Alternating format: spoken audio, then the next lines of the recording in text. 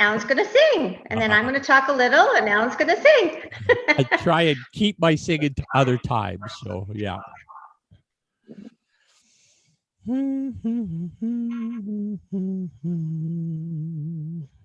How's David doing? David was doing well. David was doing well. Yeah.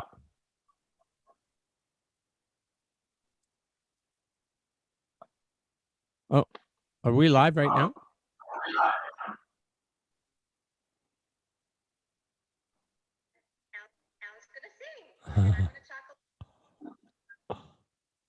Okay. Okay. Welcome to 1000 Ways to be a Champion for Children, past, present, and future. What this program is about is educating you, increasing your awareness about adverse childhood experiences, and also encouraging you, if you're an adult survivor of childhood trauma, to address that trauma, to come to terms with that. It'll be beneficial for you, for your health, for your well-being, for you living your best life. And then the other parts of this course, we want to end violence. We want to end adverse childhood experiences for kids today and in the future. So I have a guest. She is like a beautiful human being. Her name is Diane McConnell. She is an author. She is an educator. She's a mental health expert, and she has had a very, very challenging, some very challenging experiences in her life that have created in her capacities that she didn't know existed. So, Diane, we're going to talk to you about your experiences, about your book, those kind of things. So where do you want to start? Hi, Alan. Hi, Diane. It's great. It's great to be here. I feel so privileged that you invited me to come and have this conversation with you. So I'm really looking forward to the opportunity. Maybe we could start by just giving a little bit of context around me, like who I am and maybe why you invited me to come here. How about that? Yes, excellent. Perfect. So I am long-standing educator. I started my career as a teacher, taught in the classroom for, 14 years. And then married, and I started to have a family, and based on the experience of having the family, I kind of started into the world of Alberta Health Services.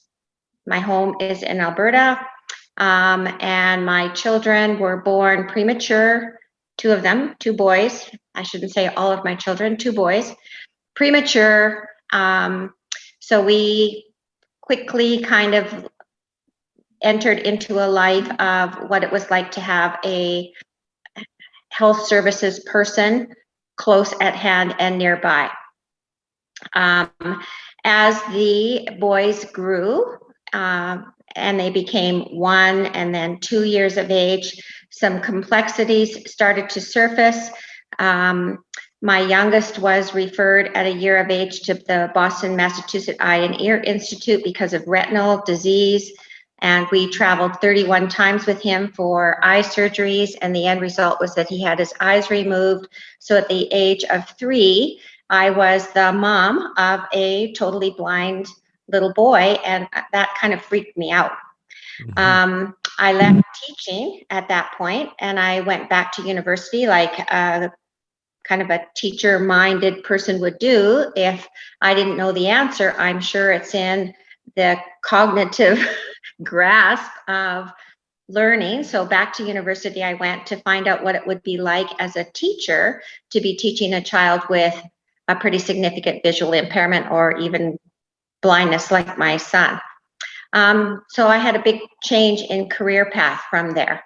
And then the journey just kind of continued and evolved. And my 2 boys had one anomaly after the other. I got deeper into the world of supporting children from an educational perspective in terms of managing severe disabilities in the educational environment. But inherent in this big journey, I had lots of personal learnings, which led me to writing the book. Yeah, and I guess for the purpose of the audience and this conversation, the book happened after the experience of losing the two boys. So their journey was really complex. There was a number along the way with respect to both of them. Some pretty significant events that happened. And 2 years ago, we lost our youngest boy, and the year before that, we lost the older boy. Wow. So I wrote the book. Yes. And yes. the book is about, could this be grace? Because it was the question that I asked myself along the way to say, why is this happening to us? Perhaps we were chosen for this to happen, and that there is something that we need to learn, and there's a gift that we need to be giving and supporting others that might be experiencing adversity. So could this be grace? And it really helped me frame it in a very positive, hopeful way. And the subtitle is Seeing Possibility in the Face of Adversity, which is exactly, I feel like, when I look backwards, what my family and myself did. We saw, oh, this is happening to us, but what are the good things that can happen? What are the things that can make every single day meaningful and helpful and exciting and absolutely worthwhile? So we're excited to get up the next day. Mm-hmm. So there was lots of learnings in that. Yeah. And what a challenging time to maintain such a, like, an optimistic, or at least an open type of, curious to what's going to happen next, right? A welcoming of whatever's coming down the road, kind of a thing, almost, right? Yeah. I had this real strong sense in myself that I could do this, that I was picked to do this, and I was going to be the very best at it that I possibly could. So I was really trying to figure out what it meant to be a good mom.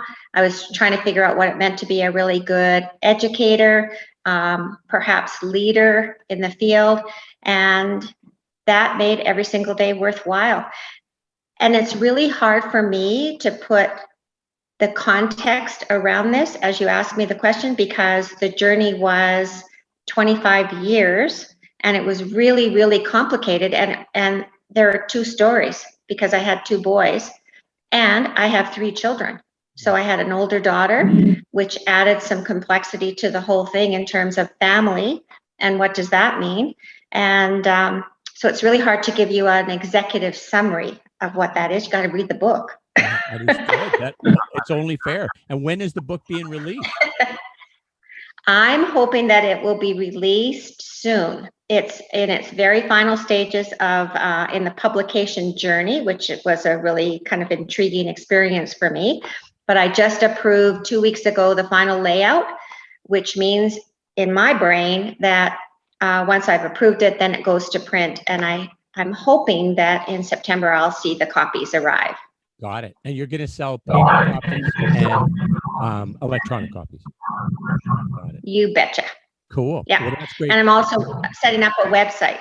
A website. So that's right. And I would hope that I can connect with parents. I hope I can connect with some teachers.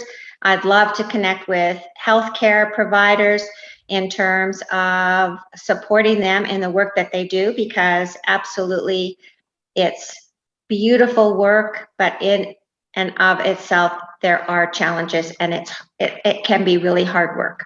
Oh, definitely. If the people that do that work, the compassion fatigue that is part of that, it's huge, right? I mean, you really have to be very cognizant of your self-care and looking after yourself. Like, as when you, like, with the challenges that you were working through, and with the news, as an example, when your first son lost his eyesight when he was 3 years old, I mean, man, the adjustments to make that, to just kind of live on every day kind of a thing and move forward, were huge, right? Very tough. Your other son, wait a minute, the first son who lost his vision at age 3, what was his name? My older son was Eric. Eric. And the younger was Ben. And Ben, the younger one, had both his eyes removed, and Eric, the older one, lost vision in one eye. lost vision in one eye, had vision in one eye. Okay, got it. That's right. And then Eric and Ben, how old did they live before they passed? Uh, 34 was Eric and 30 was Ben. 34 and 30. Wow. Whew. Okay. What a Yeah. challenging circumstance to be a parent under those circumstances. So describe for me, tell me what grace is. You've written a book on it. You know all about it. How do you perceive grace? Well, I really believe that number one, everything happens for a reason.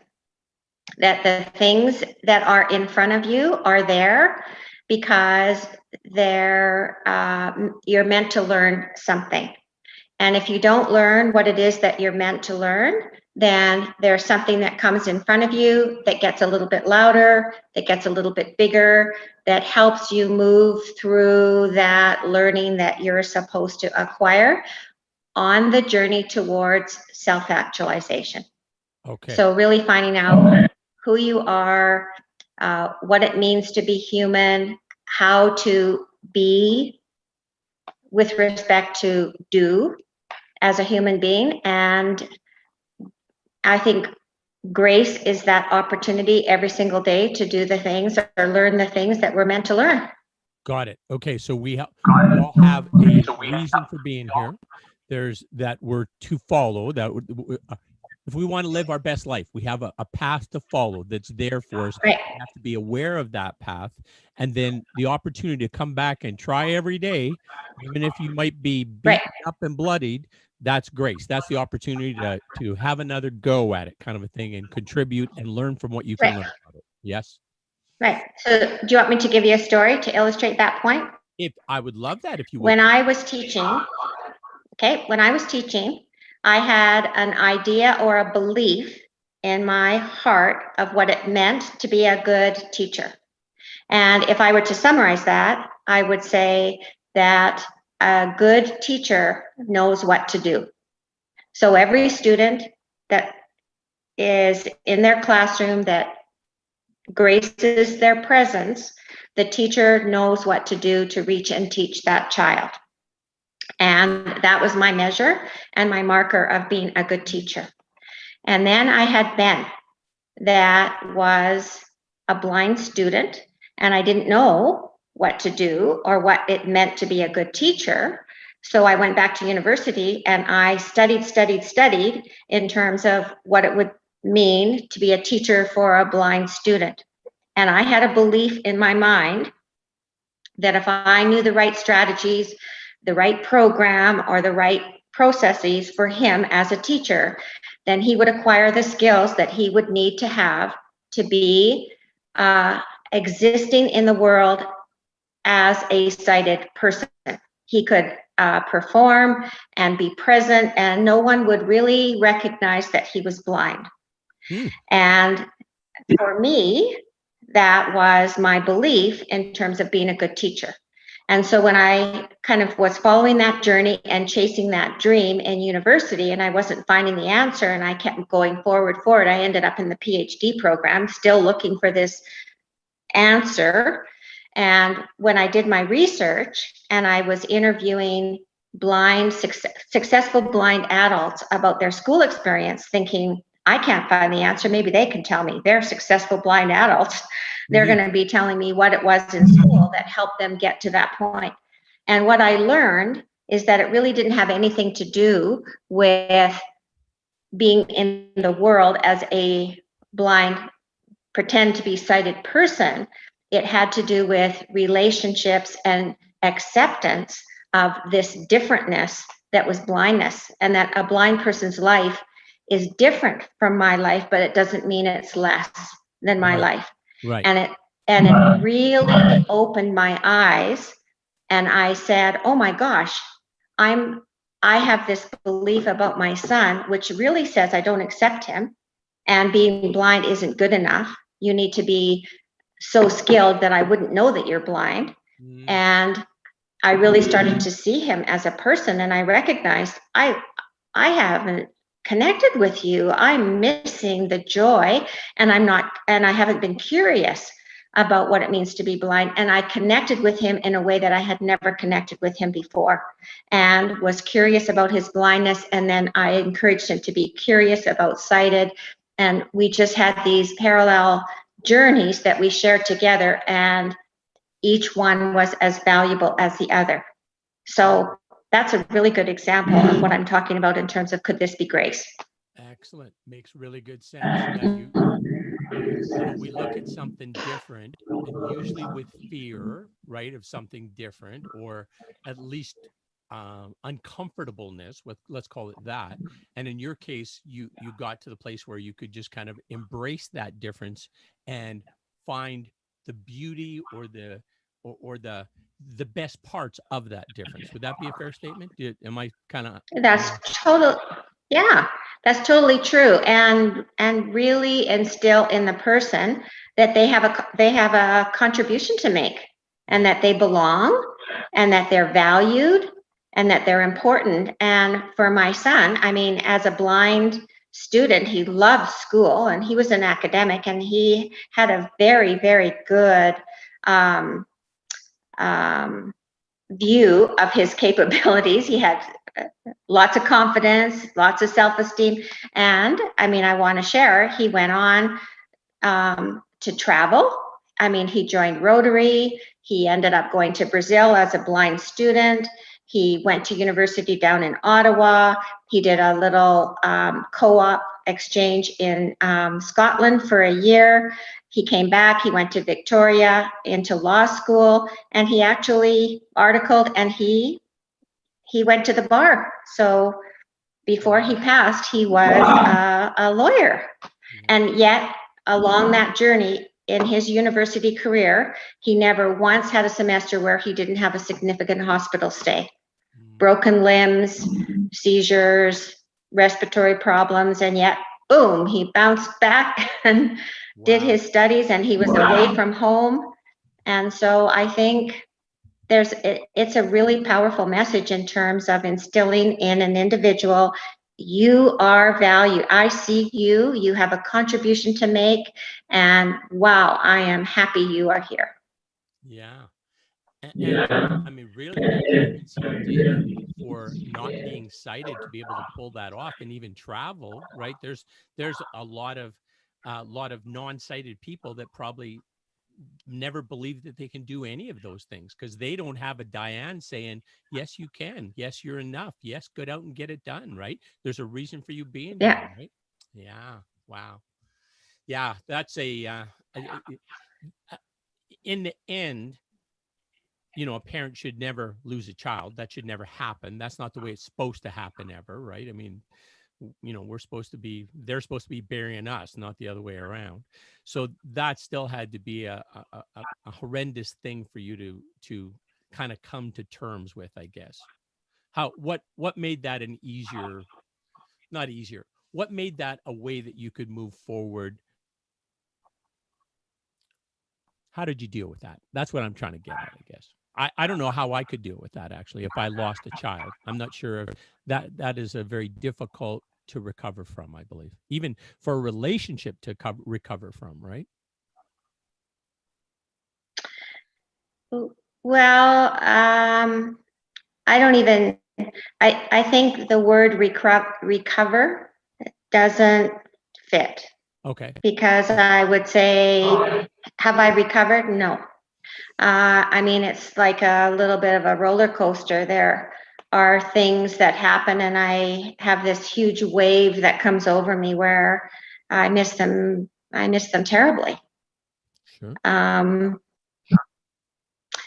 But I mean, having said that, I mean, and at their celebrations, Roy and I, my husband, we did a tribute to each one of them. And I spent a lot of time putting it together and writing about it. And really the whole message was how valuable and how valuable and also privileged that I felt as a mother and a human being, that I was gifted with their presence and with the things that they had to offer and the things that I learned and the people that we met and the experiences that we had.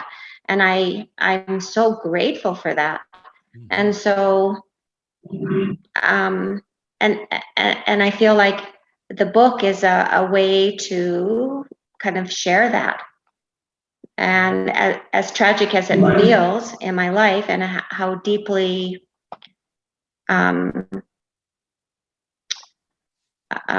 painful it is not to have them here, there are so many other great things. I mean, so many great things that Yes, exactly. that we were touched. And I guess, I mean, we aren't. I had a really wonderful story that somebody shared with me, and it was if you had the experience where there was an amount of money, and I can't remember what it was, $86,000 or something like that, every single day when you woke up was deposited in your bank account, and at the end of the day it was wiped out. So you had it to spend, so spend it, and if you don't spend it, it's gone, and the next day you get another 86,000. This is the story. And what would you do with that? And then you never know, if you wake up one morning, if in fact that money's going to be there or not. The bank might decide, nope, not giving it to you. Mhm. And then the story goes on to say that's how many minutes or seconds there are in 24 hours. Right. So every single day when you wake up, you're gifted these seconds. Yes. And at the end of the day, when you go to bed, they're gone. You don't get them back. So you can't bank them and put them in a savings account, and then you get the same amount the next day. And how are you going to spend them? And you don't know tomorrow if you're going to have them. So to me, that was a really powerful story to say, holy cow, we better wake up today and make this the very best day that we possibly can. Definitely. And we have this gift. Celebrate. Yeah. Got it. Yeah, that's a beautiful way of thinking about it. That's for sure. Wow. Yeah, and we really did that with our boys. Yes. We did lots of stuff, and I believe in my heart we normalized the situation. We ran our day like we would run our day, and if we needed to take machines and stuff with us, we went. I mean, Ben in his final months he was on ventilator. We were managing that. We still took him to restaurants. He still threw up at the table.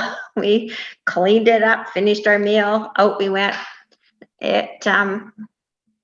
I feel like we really did that. So I can't help but feel grateful for that. Right. And privileged. Right.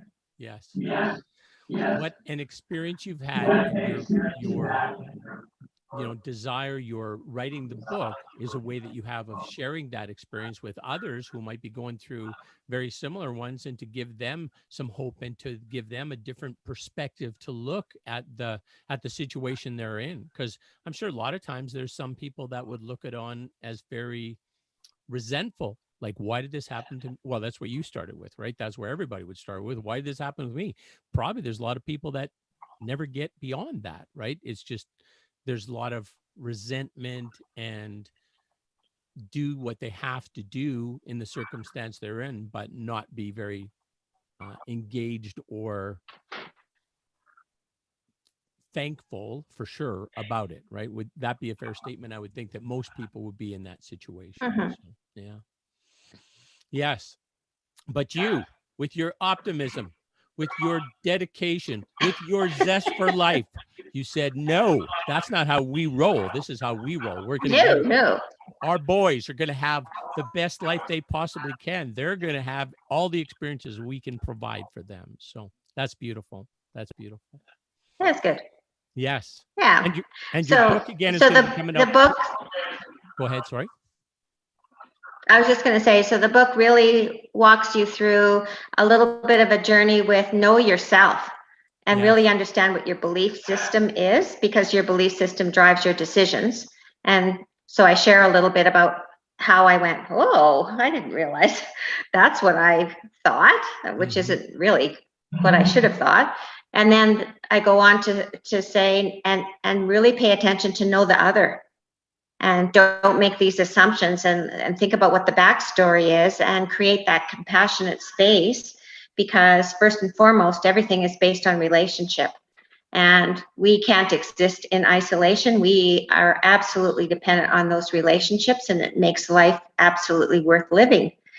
And then I talk about teaching and problems of practice that I perceive teachers face when adversity walks into their classroom, and the things that I myself experienced, but what I see in my work, other teachers experiencing. So I talk about that and some strategies or solutions. And then I do the same thing with healthcare providers.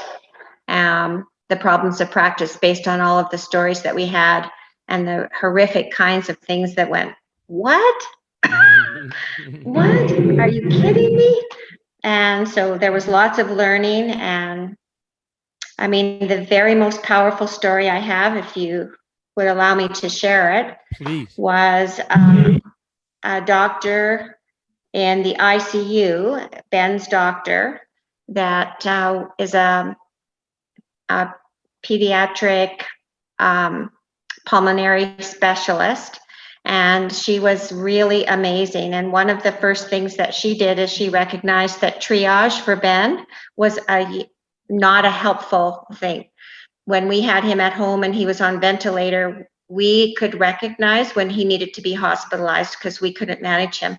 And the system insisted that we would take him to emergency, then we'd go through all the questions, and then we'd go through Dr. A, B, C before they'd call ICU, and we would be there 10 hours before he would actually get admitted, and this would repeat. And she said, here's my cell number. You call me, and when you arrive at the hospital, we'll take him straight up to ICU because I know that's where he should be. That's the kind of the nature that we were working with. But in his final month in the ICU, when the decision was made that there would no longer be treatment for him, a different doctor visited us and introduced herself to us as the facilitator of end of life. Hello, I am the facilitator of end of life. And she said to my son, you are dying. And that means that you can't stay here in the ICU anymore. You need to go over to this other facility. Hey, and we're really lucky because there's a bed. So you get to go right away. And it's going to be really quiet over there, and you're not going to suffer. We've got medications, et cetera, et cetera. And you're never going to go home, but you can bring some stuff from home if you want. And she said, any questions? And she left. And I can't even describe the words to share with you what that experience was like in the presence of my son and what we were going to do now. This doctor, the ICU one that I started telling you about, she came and she said, well, that didn't go well. And she said, Ben is blind, and I know that the chaos of the ICU is comforting to him because he is afraid that somebody won't be there if he gets into kind of distress or trouble. So I'm going to let him stay here. He's going to stay here. And he did. And he had a very peaceful passing. And this doctor came to his celebration, which really impressed me. I went, wow, there's his doctor. Yeah. But she wrote Roy and I a letter. And in the letter, she said, I need to share with you that doctors put up walls, barriers to protect themselves, particularly working with complex cases. But your son and your family broke through that wall for me, and it's made me a better person. And as a result, I'm going to be a way better doctor. And so I thank you for that. Wow. And to me, that's the definition of being versus doing. Yeah, that's a so that was my story. Yeah, that's a beautiful. Isn't that cool? Story. And what an amazing exception to a system that is very as you said about the triage, and this is the step, and this is the step, and this step. Doesn't matter if they make sense. This is the protocol you follow, right? That's And this right. doctor had the courage, the bravery to say, wait a minute, no, this is what we're going to do for Ben, right? So, wow. Yeah, she was amazing. Wow. Not only in the experience that we had, I mean, she's an angel walking the earth. But the thing that was so powerful me is that she recognized in her own self a shift or a change that would help move the planet forward. And and she's in a powerful position to be able to do that. And I went, wow, that is being. So, some would say that is kind of the whole reason for the journey that you and Ben and Roy, what's your other son's name? I'm sorry. The journey you were all on. Eric. The journey you were all on maybe is to make a difference in this one doctor who makes a difference in the healthcare system, who makes a difference in dozens or hundreds of patients for the next 50 years, right? So it's, the connections of making a difference really can go a long ways, can be huge, have payoffs for decades to come, right? So cool. Perfect. And so your experience changed that doctor. Your experience changed you. Obviously, you would have been you're much more compassionate, empathetic than you were before being the experience of a parent with an able-bodied parent. Let's put it that way, or a child with no real challenges. Your daughter, where she's in good health and there was no real. It's just a normal type of an experience, right? So yeah. Perfect. Yeah. Well, Diane, any other closing things other stories that we got to share? My gratitude and my thank you to you, because you're doing this work. Well, you're being. And it's a privilege. I'm so happy I have had the opportunity to connect with you and get to know you. I think you're amazing. Oh, so thank keep you so it much. up. Oh, thank you so much. And I appreciate your words of encouragement. You know what? I think that we can make huge, huge differences. And you correct me if I'm wrong. Violence is really the perpetuation of violence is what results in adverse childhood experiences, results in almost all our social ills. And violence cannot be what we're built for. When you held your boys in your arms, you didn't look at them and say, oh, this kid's going to grow up and want to beat and rape people. There isn't a child that exists that's like that, right? So it can't be that difficult to address violence and give people other opportunities, other tools, other support, so that they don't have to be somebody who uses violence. And if we end people using violence, then we not end them, but if they stop using violence is what I'm trying to say. That sounded like I was going to put a hit on them. That's not what I'm saying. I'm saying if we stop them from using violence, then we stop people from experiencing violence. Life gets better for them. Life gets better for all of us, right? So that's right. It impacts their belief systems so significantly in terms of their view of the world. The world is a scary place. I'm not important. I deserve this. And that just is a really slippery slope into the dark. Yeah, exactly. And your whole experience with education, with the healthcare system, the injustices, the problems, the challenges, the uncaringness of the system, doing the correction you could, or helping guide a bit to a better way happen throughout your process as well, right? Through all of your interactions with the healthcare system too. So that process probably as well enhanced, improved, made for exceptions to be allowed, right? That would make sense. So yeah. Absolutely. Okay. Diane. So this was really fun. Good. Thank you.